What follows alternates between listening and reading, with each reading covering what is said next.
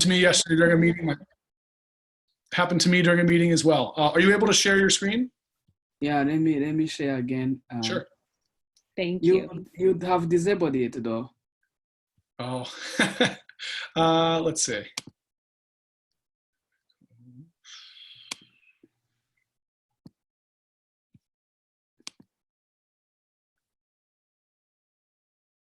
Okay, that should have given you the power now.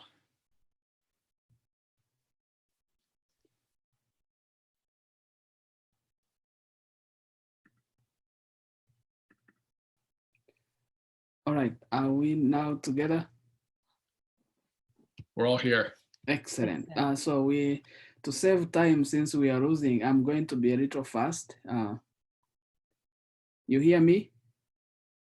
Excellent. Yes, so I was saying we are a country of wounds, and there are multiple factors that have contributed to these wounds. First, there is the colonial ideology of racial divisions. Some of you have read, I imagine, the history of Rwanda. And now, to speak of colonial ideology of racial division, this doesn't make pre-colonial Rwanda also perfect. Let me put that clear. So there were also divisions even within pre-colonial Rwanda, but were not as intense as they became during colonial era. If you like, during colonial era, we moved from fluid identities to fixed identities. So there were three groups in Rwanda and generally divided over economic status, if you like. So the Hutus were the majority, and then you have the Tutsis who are 14%, then you have the Twa 1%, so the groups. But the classification was really along economic lines. But this was fluid, because if you became rich, you could jump the ladder. So you could move to another level. Now comes colonialism, particularly after the First World War. What was fluid in identity, where one could move from one ethnic group to the other, became fixed. If you like, racialized. That's really where one of the major problems are. And also another factor had to do with the economic and political crisis of the 1980s and 1990s. Here, the fall in prices of coffee. Rwanda had exposed a lot of coffee, and now there was a big crisis in the mid-80s, and that caused the crisis. And in a crisis, some people become scapegoats. So the Tutsis became a scapegoat. So that's another factor. Then also there is a previously highly organized nature of Rwandan society. A certain obedience to the authority that is questionable. Which will even explain why the intensity of the genocide, that so many people participated in it when they heard the authority urging them to kill. Then they are also fragile and class-based of a political faction determined to hold on state power at any cost. So Rwanda, in some way, you had to be, alongside ethnic labels, you also had the South and the North that often competed for power. And up to 1994, the North occupied power, especially the highest ranking positions. So this is the people coming from the northern part of Gisenyi and Ruhengeri. So that caused animosity and anger for people of the South. And even more so now for the Tutsis within the South. There are also sensitivities and perceptions of relations between Hutus and Tutsis in both Rwanda and Burundi. As you know, in Rwanda and Burundi, we share the same ethnic labels, really ethnic, same contested labels. I use these labels because how do you define ethnicity in Rwanda? This is really a question. Because oftentimes by anthropologists or others, sociologists have studied the word ethnicity, people share a culture, an ancestry, a language. But all this in Rwanda, the Hutus and the Tutsis and the Twa share the same language, the same culture. So that's why I call them contested ethnic labels. But in a class of just 1 hour, it may not be, I may not go into all the details. But just to know that whenever you use these, please be careful for Rwanda. There is also a sense of feeling of being beyond moral obligation, where people can be disposed of, become disposables, and there is no one who feels obligated to care. And that was there in 1959 when the Tutsis were expelled. That happened in the 1960s, that happened in 1972 and 73, and the climax was 1994. So disposing of human bodies, and there was the government that was supposed to protect them feels no moral obligation. And not to say anything about the international community, that Rwanda was abandoned. So the sense of the failure of moral obligation, of the responsibility to protect. So a government that should have protected and its people endorsed, it endorsed a genocide, but systematically colluded in it. So that there you have really, and of course, a genocide is planned. It's a process. It's anyone who would tell you that the genocide happened because the plane of President Habyarimana coming from Tanzania was crashed, and then all of a sudden 1 million people died in 100 days systematically, almost 10,000 every day, and you will say this was just a revolt of the masses. I think he will be a liar.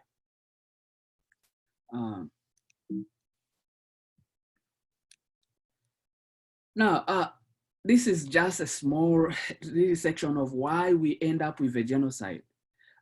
You will be groundless to tell you my story before you actually know even why the genocide happened. So these long historical divisions that went on and they were never addressed. Now I'm born in Rwanda, in central Rwanda, as I mentioned, and my father is killed in 1992. If you read, I assume many of you have already read something on Rwanda. So as you know, the rebel group of Kagame, the current president, had invaded the country in 1990. And so when they invaded the country, the idea was so many refugees that had been expelled out of the country in 59 and 72 wanted to return. No one would want to remain a refugee forever. So the then government had said, Rwanda is so small, remain where you are, so stateless. So they said, no, it may be small, but we'll come back and live in it together. So 1990, they invaded the country. And with invasion, the Tutsis who had remained in the country became scapegoats. Just think of the Jews in Germany, when there were crises or shortages of things or in the businesses, they often became scapegoats.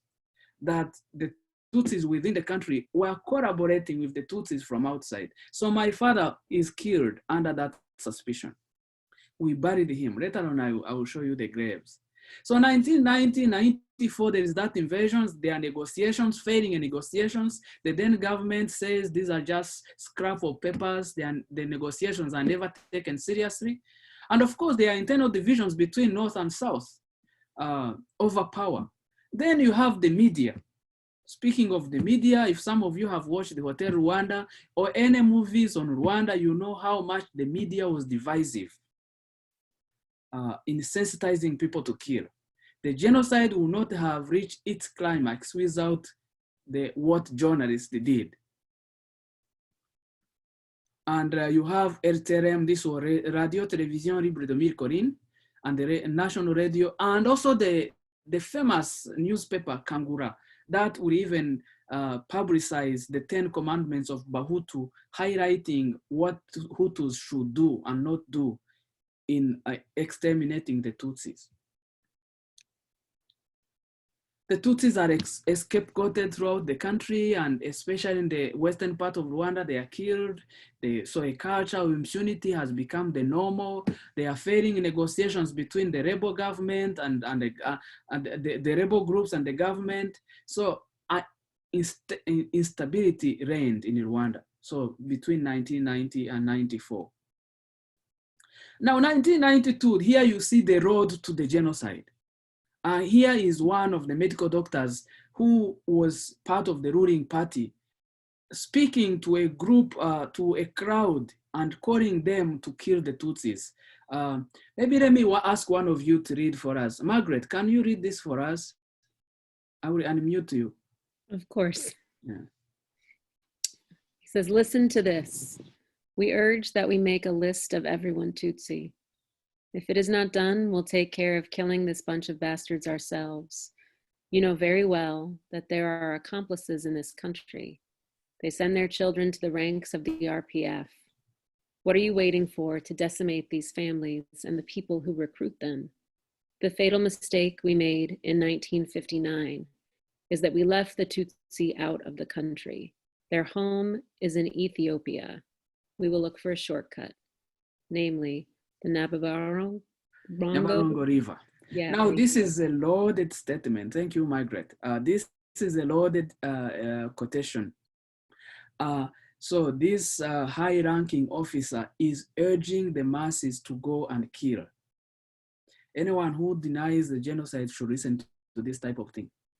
And he's saying, so he's referring to the past, that the Tutsis who left the country now are now troublesome. So those who left the country in 59, when we moved from the monarchy to the republic, and some were expelled.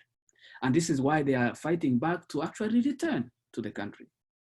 So RPF is the Rwanda Patriotic Front, so the rebel group, political party that had come together. So they send the Tutsis, they are saying that the Tutsis within the country send their children to the ranks of the rebel group.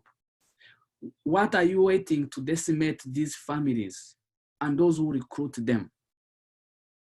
And then he's saying the biggest mistake we made in 59 was so when the Tutsis left the country is that we left them go out. If we had finished them all, we will not be having this problem. And here you go back now to anthropologists who had come to Africa in the end of the 19th century and who classified Rwandans and said that the Tutsis come from, they migrated from Ethiopia and came to Rwanda. So they were foreigners. So they should return, but now return in a different way. Use the river. So if you've watched Hotel Rwanda or another movie, you have seen bodies floating into rivers. So he's referring, so now they will not just go. We are sending back dead bodies. That's a genocide. So finish all of them now. So this man is now sentenced, but this is just one example of the statements that went on even before the genocide happened. And this is in 1992. This is the river he's talking about, the Nyabarongo River. Actually, my own grandmother was thrown in this river and many others. Of course. So this river feeds into Lake Victoria going to in Uganda, between Uganda and Tanzania. And of course, that Lake Victoria will feed into the Nile River, which will go up to Ethiopia and then Egypt. So there you can see how geography here meets, but also the past that we are talking about in that previous passage. So here is now the igniting fire, if you would say, or factor. The president of the country, Habyarimana, is flying back to Rwanda on the 6th of April, 1994. Actually, I'm so glad you people invited me in this month because this is the time we commemorate. So the plane is, the presidential jet is shot down. So far, it's an enigma. We don't know who actually shot the plane. So some of the students listening to me, if you are going to do crime investigation, here you have a doctoral dissertation for the future. So the plane is shot. I'm not a political scientist. I don't know who shot it. But then as soon as the plane is shot, the killings begin. And the killing of the Tutsis and the high-ranking moderate Hutus, all those who oppose the genocide. On April 13th, that's when we actually, we leave my home with my mother and my sister and my two brothers. I had two other brothers and a sister who were in Kigali, in the capital city, visiting my aunt, who are not together. I will come back to them later. So we went to the Catholic Church, to the nearby Catholic Church, the Church of Byimana.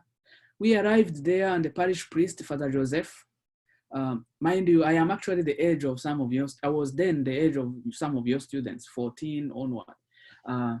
So at 14, you can see, you can hear, and all this is happening in Kinyarwanda, not in a foreign language. English is not even my second language, it's a third. So the parish priest says, you go away, I have no place for Tutsis here. And my mother insisted, but Father, we have nowhere else to go. You are a man of God, please let us in. Even if you don't have a guest room at the rectory where the priests live, can we get into the church hall and spend at least a night? What better example can I give? If any of you has ever been in the Church of St. Ignatius here in Chestnut Hill, so we are asking, can we at least, if you don't have rooms, guest rooms in your rectory, can we get into the church building and just stay a night there? He refused. He actually asked the gate man to go and close it. So what happens then? When the priest throws us out, and it's paradoxical, I am saying this and now have become a priest. When he throws us out, there is this wonderful man, Mr. Kabera, this wonderful Hutu man who takes us in. So the supposedly man of God, priest, throws us out, but this man Kabera actually takes us in. And where does he take us? In a beehive compound, the aviary. So he had a compound where he had hives. And I assume many of you know what hives are. And within the hives, there were actually bees. So the beehive compound became a home for us when the church actually had thrown us out. So Kabera will bring us food at around 2 a.m. when everything is quiet, when the Hutu militias and killers have gone. So he would sneak into the compound. In April in Rwanda, it is raining, so there was grass that had grown into the compound. So he sneaks in, gives us food, then goes back so that no one notices him. But now we unfortunately didn't stay in that beehive for long, because the law of the country then was, if you don't participate in the killing, they began to suspect you that you are hiding Tutsis. Just like what happened to some Jews. Whenever they were being hidden by someone and who was not participating in Nazis' killing spree, they suspected them. So Kabera, they gave him a convocation that he has to come to the roadblocks to kill and like others, or they are coming to search his house. So one night at 2 a.m., he gives us food. Then after we ate, he says, my friends, I'm afraid they have been told that they are going to come and kill you, and they are coming to search my house, and they usually used to come with dogs, and you know the dogs have a smelling capacity. So even if they didn't discover where we are in the compound, the dogs would have smelt us. So he said, do you have any other place to go? Now, where do you go when the whole country is after you? The genocide was a cancer. It spread the whole country. There was no safe place. At the same time, we knew if we remain there, we all die. And we're also putting him at risk. He's going to be killed, because that was the law. If they catch you hiding Tutsi, even if you are a Hutu, you are an accomplice, you die. So my mother tells him, well, we will go. Where do we go? We decided to go to the district office of Byimana at the city hall. And on our way,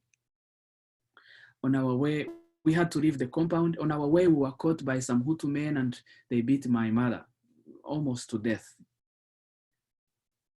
How do we get out of their hands? As they are almost killing us, they discovered a prominent Tutsi from the neighborhood whom they had been looking for. I think they discovered him because they were searching with dogs. And all of a sudden, they were like devils. They all ran after him to kill him. They say, okay, you leave those ones. We are going to finish this one first. Then we will kill those ones later. There were some bystanders, of course, like in any other place. Now, some of the bystanders say, by the way, you guys, they are all they have all gone to kill this man. Why don't you sneak and leave? So one of them became like Simon of Cyrene, to use these Holy Triduum words. Simon, who took us up to the district office. And of course, a district office, I mean, we are in the hands of the government. They can do anything to us. But the mayor had sympathy on us. He asked for, when we arrived at the district office, there were almost 200 Tutsis who were there. So we are many in the place and at the city hall. So the mayor ordered or asked for 3 big buses to come, and they packed us inside the buses and took us to the cathedral of Kabwai. This is in central Rwanda. And this is where you see the paradox of life. And speaking to the young ones, I want to insist on that. So when we arrived at the cathedral, we found the militias. Those guys who were trained to kill, they were called Interahamwe. Actually, the killing in Rwanda was say, let's go to work. If you watch the movies, that word is used a lot. So they said, you need to show an identity card that proves that you are Rwandans. Now, you know, identity cards in Rwanda had one's ethnic affiliation inscribed on them, if you read the story of Rwanda. So showing your identity card meant that you are actually betraying yourself. So all of us, I was young, of course, I didn't have an identity card, but my mother and all the others who were together refused, because giving identity cards is betraying yourself. But not giving the identity card is also saying you are a Tutsi. If you are a Hutu, why don't you give the identity card? So the militia said, okay, now that you have nothing that proves that you are Rwandans, we will finish you here. All of a sudden, this priest, Father Murigo, appears. He was the Murigo Francois. He appears, and he was the parish priest of the cathedral of Kabwai. He literally paid money to these guys to let us in. You see the contrast between the priest, the first one in Bjimana, and this one? So young men and women who are in the group, never put all people in the same box. In Jesuit terms, we call this casuistry. Treat people with cases. So we are there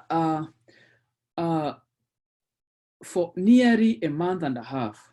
Of course, the militias were even though Murigo had saved us from that incident, but the militias would come into the cathedral, into the compounds, will kill whoever they want. We were just disposables. But at least we survived that incident. It was a life of misery. These are the identity cards, just to give you an image's help. So this is the identity card prior to the genocide. You can see here that one's ethnic affiliation is inscribed. So this woman is Tutsi because this is not underlined. These are the identity cards after the genocide. If you take a screenshot, you will see that no ethnic group affiliation is there. That has been a major step. Again, it's one thing to remove it on people's identity card or paper. It's another thing to remove it into people's hearts. That's going to take a long generation. But at least we go slowly. Now, we are there and people die, misery and diarrhea, you name it. I wouldn't wish anyone to live the life we lived there. But finally, the RPF, the rebel group of the current government, rescued us on the 2nd of June. I usually consider that date as like my second birthday. So we are saved. So as the genocide was going on, the rebel group was trying to save at least a few surviving Tutsis as they are fighting with the then government. We are saved and rescued, but with shattered identities, with mountains of hatred. and a desire to revenge. We have not done anything wrong. We never decided to be born Tutsi. Why did we have to undergo this? So you can imagine the desire. To be honest, if I had a gun, or at that time, I think I would have just finished many. Thank God I didn't have. And what happens then? My mother had been seriously beaten, you remember? She will die later because she had not been treated. And then I go back to the village where we used to live. What do I find? The grave where my father had been buried, they had exhumed him under the pretext that my family used to be prominent in that region. So when we vacated the place, they demolished everything, but they also went into his grave with the pretext of checking whether my mother had not left some ammunition that they presumed that my father used to send to the RPF, to the rebel groups. So seeing the grave of my father empty, it was a second death. Then I spoke of my two other brothers and my sister who had gone to visit my aunt in Kigali. So when the genocide began, the first place was in Kigali. So they killed many Tutsis in Kigali. Since my two brothers and my sister were young, they left them because they used to begin with the older ones. And they would say, the young ones we will come after. Let's begin with the big fish. Now my aunt had a house girl, a house help, who was Hutu.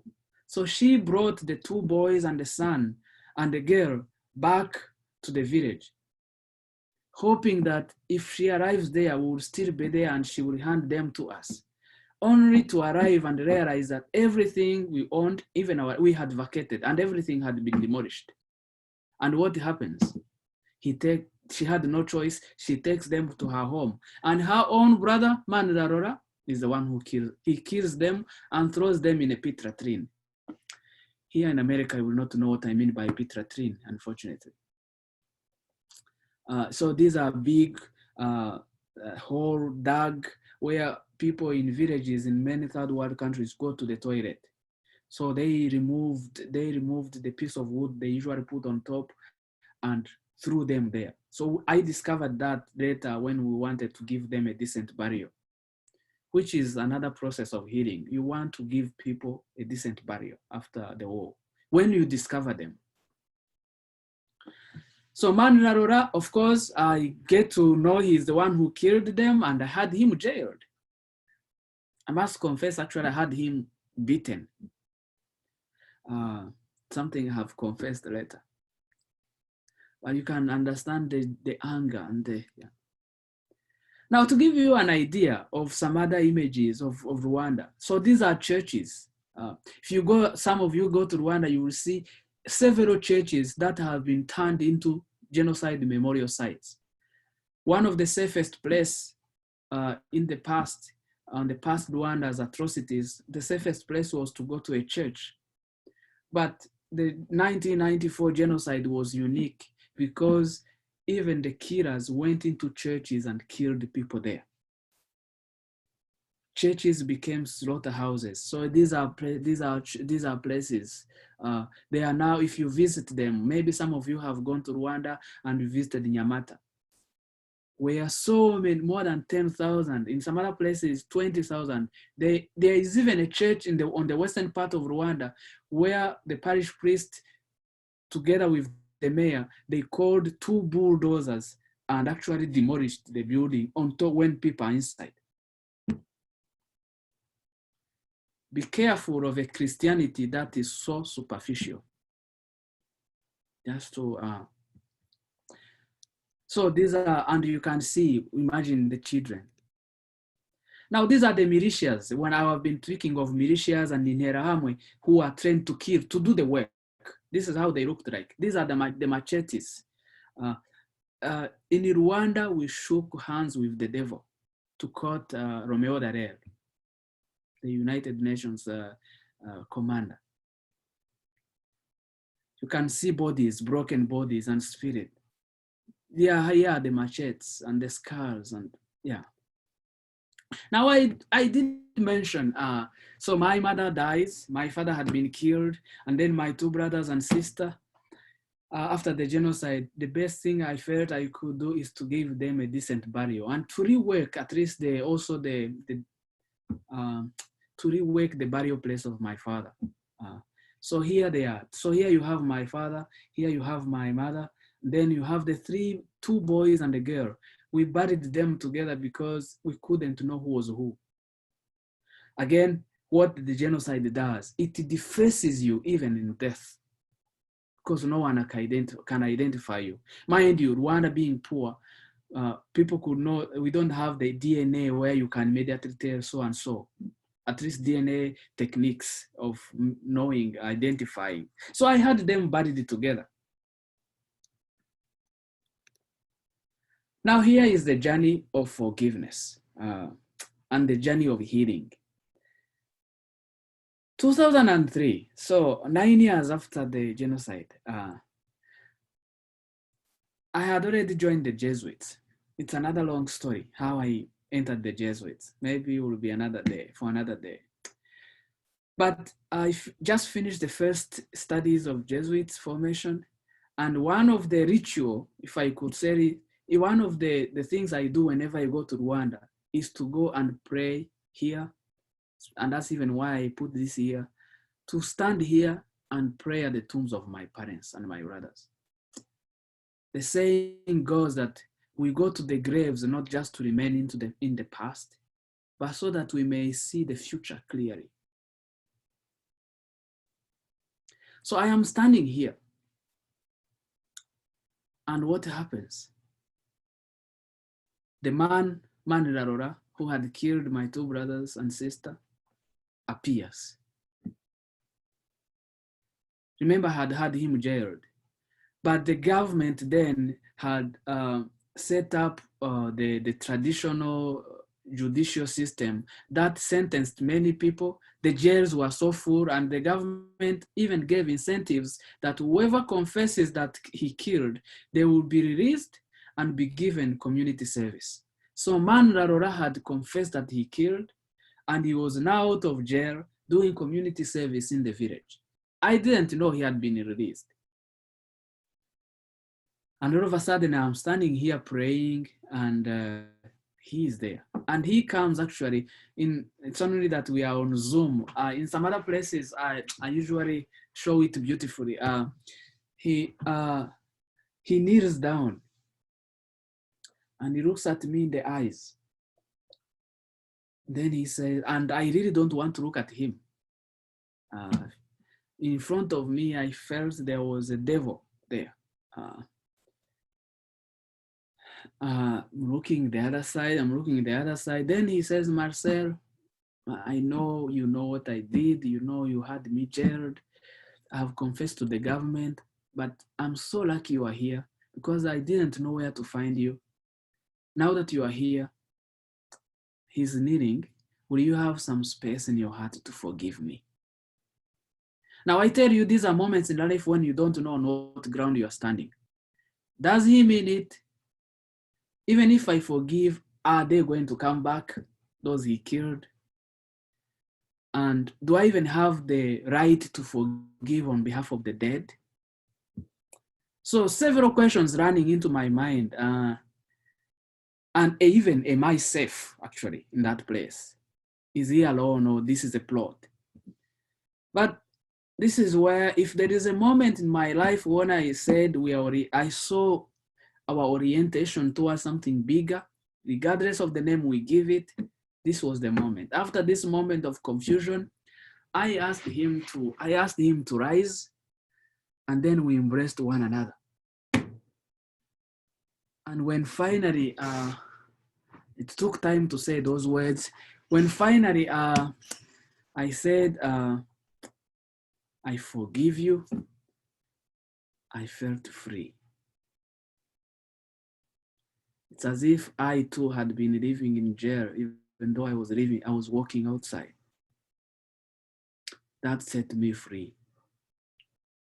And probably that's what forgiveness does. It makes you free. So we actually, I had some money. I took him to the nearby pub in the village. We shared the drink, and it was like c'était la fête au village, as I say in French. It was a feast in the village. When I went back home, of course, to Kigali, I told him some of my surviving relatives, they thought I was crazy, but I would care less. It set me free. And probably that's really forgiveness and binds you, to quote Paul Ricoeur. You are still bound even if you are walking outside of jail. And to quote Derrida, forgiveness is actually doing the unimaginable. And indeed, who would have even imagined that I would be in that place at that time, and that incidence is really going beyond. And to quote Desmond Tutu, is like lighting a candle in a dark room, then you can begin to see that we're other human beings. It's like opening a window in a stuffy room. Imagine in your homes, when sometimes even when you have cooked and it is smelling, you want to open so for some fresh air. Or when it is very stuffy, you want to open so that some oxygen enters, you begin to feel better. That's what forgiveness does. And probably really the forgiveness is deciding to remember differently. Even when Jesus says forgive, he doesn't say forget, by the way. You notice that. Forgive 7 times, but 77 times, but never does he say forget. So Jesus doesn't call us to short memory. He invites us to remember in a different way. And put differently, probably one can think of Nelson Mandela in South Africa. Jailed 27 years. He comes out of jail and forges a future for South Africa. Does he forget the 27 years of jail? No, heaven on earth. Can I forget my father, my mother, my 2 brothers, and my sister? If I do that, I will be inhuman. But how do you decide not to be nailed to that injury, that past, and forge a future? That's what forgiveness does. Deciding to remember in a different way. Finding alternative ways of showing the one who has injured you that I can still be better. And of course, there will be disappointments for some of you, for your friends, girlfriends, you name it, boyfriends. Just remember this story. It could be worse. Forgiveness also, in a Christian perspective, the vast measure of remission of sins creates an obligation for us to act with mercy in the far less depth owed to us. You remember the story of the unforgiving servant in the gospel? And also the question for Christianity is not only whether suspected or convicted criminals should face justice. We should go further and say, can they be saved? Can they be repaired? So retributive justice is not the way to go. Can they be repaired? Can they be made whole again and be saved? And I guess that's the moment of forgiveness with Manrarora, was that incident. I'm almost concluding. So how do you move from exclusion to embrace in an era of evil? This is to quote Miroslav Volf, whom probably some of you have read. How do you move from exclusion to embrace? Or in my own words, how do you move from hostility to hospitality? That's really, that's what we should be thinking of. Maybe to give, so that to show that my story is not unique, to put it in a larger picture of Rwanda, after genocide, Rwanda. So we have so many unreconciled memories, and you have survivors of the genocide. You have people living with the dead, and also some who have never been discovered. We've never discovered the bodies of my grandparents who are thrown in a river. We have children born from mixed parents. So when you go to Rwanda, know please these realities, that there were also intermarriages. So what happens to a father who was a Hutu, married to a Tutsi, and was forced by in-laws or brothers to kill his Tutsi wife? How does he relate with his own children, or vice versa? We have those realities in Rwanda. Or children who were forced to kill their mother, who was a Tutsi, but they are born from a father who is a Hutu.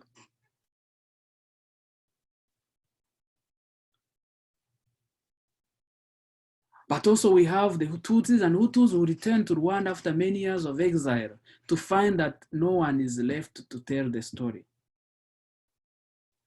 Several times, I spoke at the United Nations last year on my story, and several times I asked myself, maybe I survived like a few others to tell the story. And we should, so that this should never be forgotten. You also have new identities that are developed. People have killed are often called Ibipinga. So how do you move from those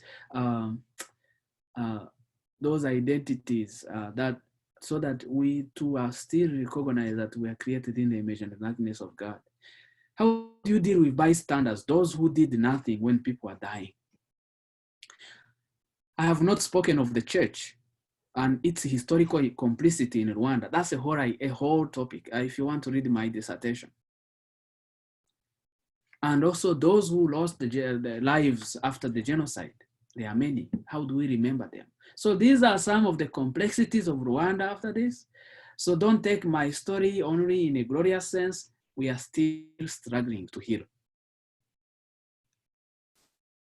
Listen to this story of a woman who comes out of jail. You see, it was like being told in the women's facility. Being told in Rwanda often meant being Tutsi. You got harassed as a spy of the Tutsi. But what my daughter is doing to me is now worse. She never listens. She was first kicked out of school when she became pregnant. Then she started leaving her newborn baby with me at home and not offering any help. As you know, I do not have outside work and have no money to pay someone to help me on the farm. I have to do it all by myself. Then she comes home and starts abusing me, stealing and selling things from the house. I cannot say all the things she does. This is a woman who comes out of jail, finds that her kids have grown, or probably outgrown, no values, because she was not with them. So the challenge of ex-prisoners with families and reintegration. If you want to write a book, this is a topic you can. Yeah. We have heroes too in Rwanda. We have people who sacrificed themselves.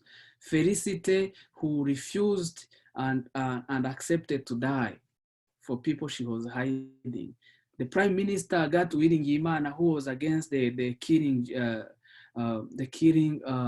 regime. We have the children of Nyange speaking to young people now. These are kids who refuse to separate themselves along ethnic lines.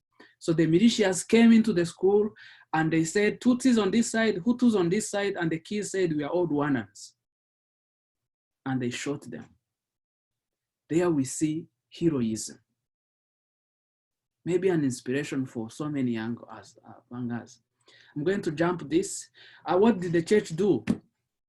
You have the Gacaca Nyiristo, the small Christian communities that helped to heal. The bishops have apologized for what happened. Pope Francis has apologized for what happened. But what do you make of delayed apologies? That's another topic. There is a need to support survivors. And there are some other healing ministries that are going on.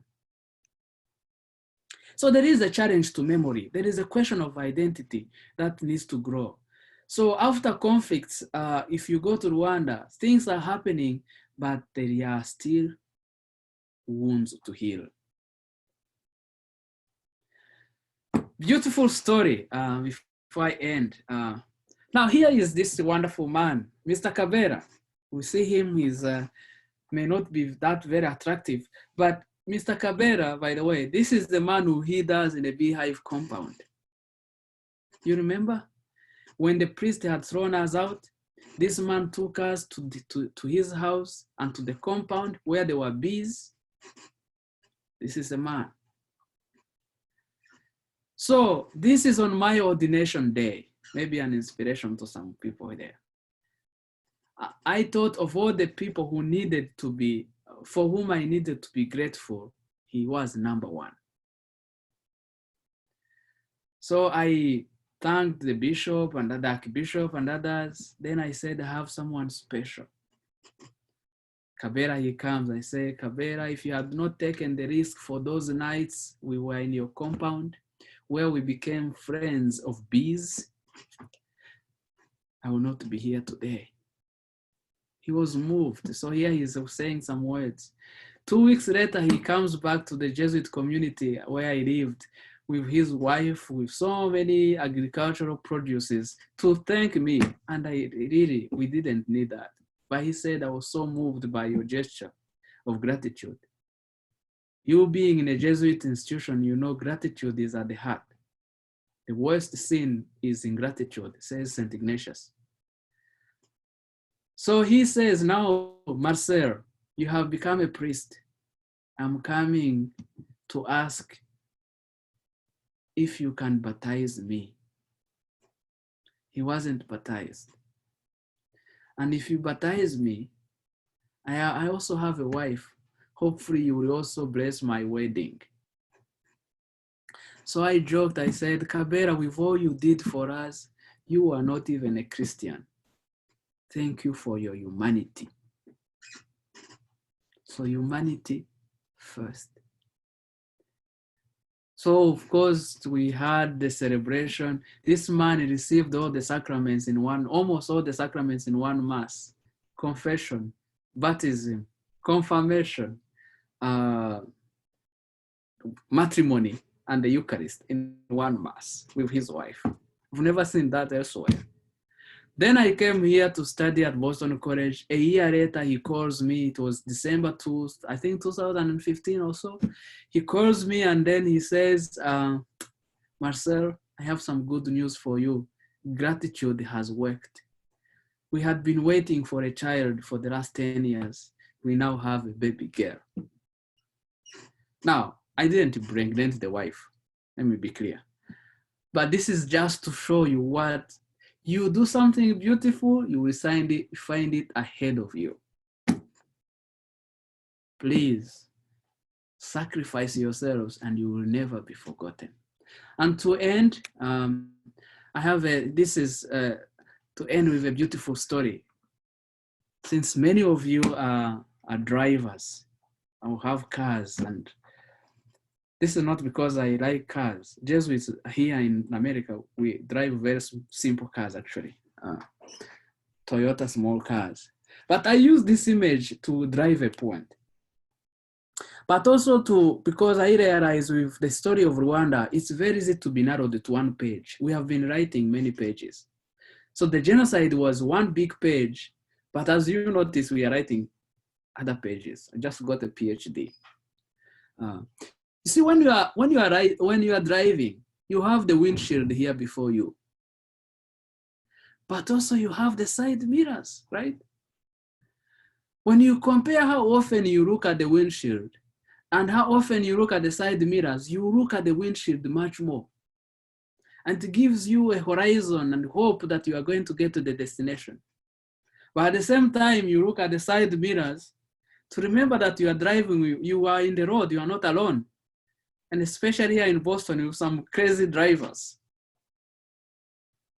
But the point I am making, the side mirrors remind you of your past.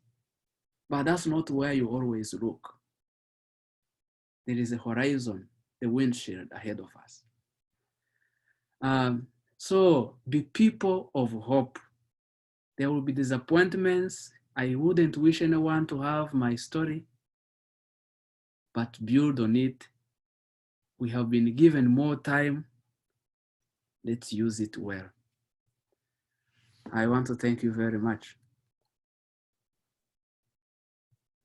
Thank you, Father Marcel. Father Marcel, thank you so much. It's wonderful. Thank you. Thank you very much for sharing with us. Thank you very much for inviting me.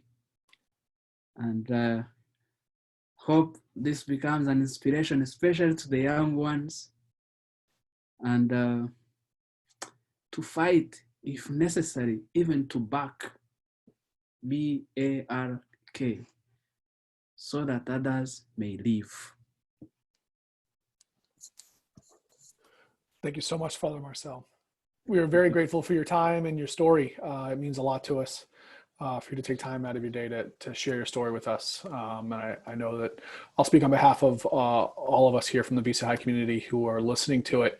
We're very grateful. So thank you so much. Thank you very much. Yeah. Thank you. And your timing is impeccable. That's right at the end point, because some of these guys will have another class to get to in a little bit. So gentlemen, if you need to leave, I thank you for your time. I hope you have a nice day. Ms. Scanlon, do you have anything you need to say to your class? No, we will resume on Monday, and we already had our smaller class this morning, so they're all set. Thanks. Great. And to the modeled class, I guess to everyone here, I hope you have a nice Easter. If you'd like to stick around, I'll be able to be here for a minute. Father Marcel, I don't know if you need to go, but if anyone has a question, maybe. So I will leave soon. I have mass. Oh, yes, of course. A Zoom mass with some parishioners. But Of course. please, I will pray for you, and may you all have a blessed Easter. Thank you, Father Thank Marcel. you so much. Happy Easter to you. Thank you. Thank you. Wonderful Easter. Thank you. Father Marcel. Happy Easter, everybody. Thank you, Father. Easter. Thank you. Father. Thank you. Happy Easter. Thank you. Be safe. Thank you. Thank you. So I hope you can send me the video as well. Yes, there will not be a problem. Thank you so much. Thank you. We can absolutely get you a copy of the video. Thank you. Thank you, Father Marcel. If you want, you're now the host. If you'd like, you can, you're free to. Sure. We'll be in touch. Yeah. Thank you. Thank you. Thank you so much. Thanks, Chris, for joining. Oh, no. Thank you for the invitation. So, Paul, Margaret, happy Easter. John, same to you. Yep, you as well. Take care. Yeah. Bye, everybody. I'm going to end the meeting. See you guys. Guys.